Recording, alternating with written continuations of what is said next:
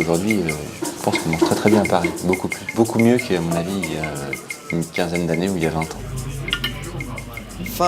Fin des années 90, il y a eu une espèce de basculement dans l'idée de la restauration. Un certain nombre de cuisiniers issus de la gastronomie qui ont ouvert des petits bistrots et donc qui ont mis leurs compétences gastronomiques au service d'une restauration simple, conviviale, pas chère. Et donc ça a rénové cette gastronomie, quoi, cette convivialité dans les bistrots, quoi. Donc on appelle ça bistronomie maintenant parce que bon, je ne sais pas si c'est le bon mot, enfin ça veut dire quelque chose, quoi. Le succès de ces restaurants bistrot gastronomiques, bon, je pense que c'est le fait qu'on soit pas cher, qu'on propose on a démocratisé un peu cette cuisine de grand restaurant. C'est ça qui est l'idée du succès, et puis la convivialité. Je pense que les gens, pour bien manger, ils avaient plus envie de se retrouver dans des endroits où il fallait mettre une cravate, on avait un serveur toujours qui remettait la serviette, qui servait le vin.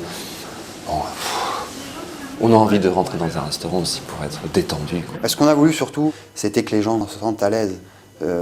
Avoir une convivialité, avoir un endroit un peu frais, un peu pimpant, que les gens quand ils rentrent, ils se disent « Ah, c'est mignon, c'est joli, on se sent bien » et à travers la cuisine, c'est donner du plaisir. Et en fait, ce qui est important, c'est de donner un moment où les gens viennent et partagent quelque chose à travers aussi bien ce qu'ils mangent et puis la soirée qu'ils vont passer avec leurs amis. Et on est vraiment là pour arriver à donner un moment précis où les gens se sentent bien et partagent quelque chose, quoi.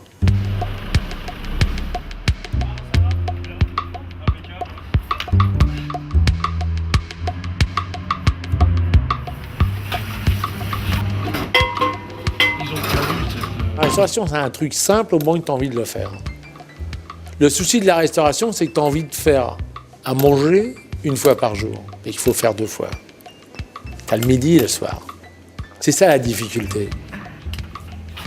C'est-à-dire que moi, je ne suis pas artiste, mais je pense que le mec qui fait la pièce le dimanche après-midi, qui la refait le dimanche soir, ça va être très difficile. J'ai jamais posé la question à un acteur, mais ça va pas être facile. Et où on peut dire, ouais, celui-là c'est un bon, c'est qu'il est midi et soir. Tu vois, c'est ting, ting. C'est rythmé par la réception des marchandises, le travail de mise en place, le service, le rangement, et puis voilà, terminé. On revient le soir, on recommence. Ting, ting. Donc voilà, le matin, c'est tout un travail de préparation.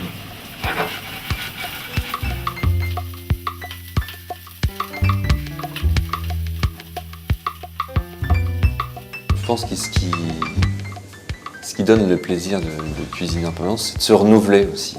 Moi, ça m'excite quand on fait une nouvelle assiette, vraiment quelque chose de très nouveau qu'on amène un peu au restaurant, en cuisine, ça motive beaucoup, ça excite. C'est vraiment quelque chose qui est super. Mais moi, je veux dire, même au quotidien, tous les jours quand je vais dans ma cuisine, je